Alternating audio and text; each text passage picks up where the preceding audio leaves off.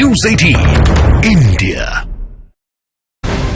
तो बड़ी खबर इस वक्त की पंजाब से मिल रही है, जहां से पटियाला में प्रदर्शनकारियों ने रेलवे ट्रैक जाम कर दिया है। राजपुरा रेलवे स्टेशन पर प्रदर्शनकारियों ने विरोध प्रदर्शन किया, रेलवे ट्रैक पर बैठ गए, ट्रैक को जाम कर दिया। ये पंजाब की खबर इस वक्त की हम आपको बता रहे हैं, जहां पटियाला में रेलवे स्टेशन के ऊपर प्रदर्शनकारी इस वक्त पहुंचे हुए हैं, वहां प्रदर्शन किया जा रहा है। तस्वीरें भी जो मिल रही है वो इस वक्त हम आपको दिखा रहे हैं। रेलवे की पटरी के ऊपर बैठकर ये प्रदर्शनकारी वहां पर प्रदर्शन कर रहे हैं। ये पूरा जो ट्रैक है उसे जाम कर दिया गया है। राजपुरा रेलवे स्टेशन पटियाला का, जहां बड़ी संख्या में प्रदर्शनकारी पहुंचे हुए हैं और ये देखिए किस तरह से रेलवे ट्रैक के ऊपर ये लोग बैठे हुए हैं। अब इधर से गुजरने वाली जितनी भी ट्रेन है उसकी आवाजाही यहां बाधित हो रही है और खासे परेशान यात्री हैं। रेलवे ट्रैक के ऊपर बैठ करके ये प्रदर्शन राजपुरा रेलवे स्टेशन पटियाला का, जहां इस वक्त भारी संख्या में जो प्रदर्शनकारी हैं उन्होंने एक तरह से पूरा कब्जा कर लिया है रेलवे ट्रैक के ऊपर। आप देखिए दूर दूर तक आपको सिर्फ ये प्रदर्शनकारी किसान हाथों में झंडे लिए और रेलवे ट्रैक पर बैठे दिखाई देंगे। कैसे हम इन सारे विषयों पर एक मत हो सकते हैं, तो ये हमारी कोशिश है। अर्जुन मुंडा को आपने सुना, कृषि मंत्री हैं। किसानों की एमएसपी गारंटी कानून लागू करने की मांग पर बीजेपी ने कांग्रेस पार्टी पर निशाना साधा और पूछा कि आखिर कांग्रेस की पिछली सरकारों ने स्वामीनाथन आयोग की रिपोर्ट लागू क्यों नहीं की। राहुल गांधी और कांग्रेस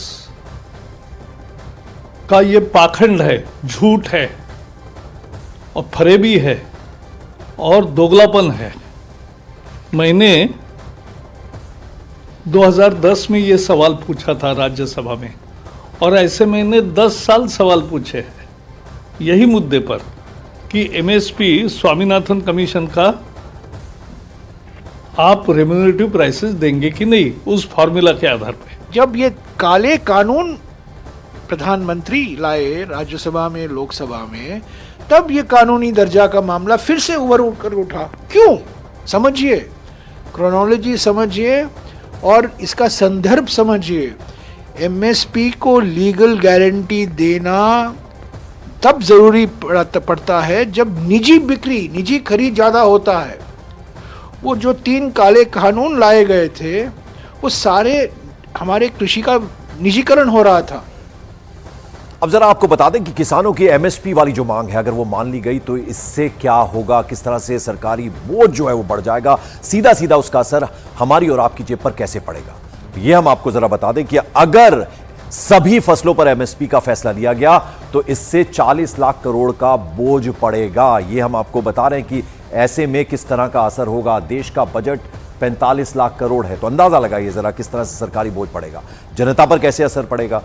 टैक्स का बोझ बढ़ जाएगा, यानी जो टैक्स पेयर है उनको कितनी दिक्कत ऐसे में होगी और देश पर किस तरह का असर पड़ेगा। रक्षा, इंफ्रास्ट्रक्चर, शिक्षा, स्वास्थ्य, इससे कहीं ना कहीं समझौता करना पड़ेगा। तो ये बातें जो हैं, अगर ये फैसला ले लिया गया तो इससे किस तरह का असर जो है वो पड़ेगा, वो आप अंदाजा लगाइए कैसे दिक्कत इससे हो जाएगी।